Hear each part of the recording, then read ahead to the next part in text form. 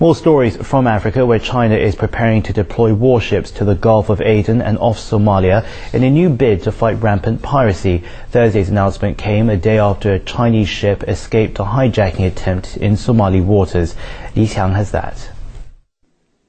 Foreign Ministry spokesman Liu Jianchao says China welcomes stronger international cooperation in countering piracy.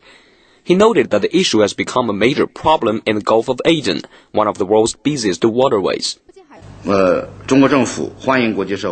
Chinese government welcomes the international community developing effective cooperation to tackle the Somalia piracy issue.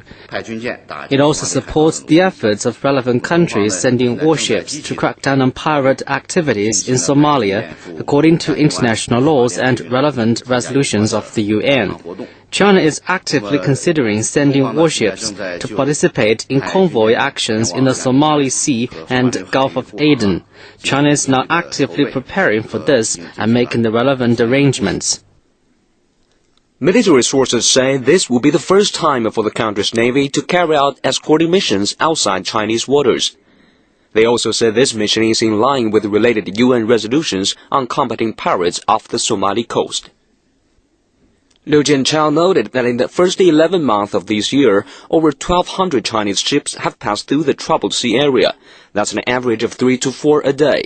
He said about 20% of them have come under attack by pirates. In 2008, there have been 7 cases of pirate attacks involving Chinese ships or crews.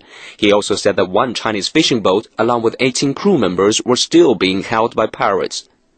The latest incident occurred on Wednesday when a group of armed pirates boarded a Chinese cargo ship sailing in the Gulf of Aden. In the latest piracy attempt, the crew of the Zhenhua 4 was rescued after a 4-hour ordeal with the help of an international anti-piracy force. Li Xiang, CCTV. Now, Somalia's transitional federal government says it welcomes China's decision. Foreign Minister Ali Ahmed Jama says Somalia will continue to work with China and to do its utmost in rescuing any Chinese crew members taken hostage by those pirates.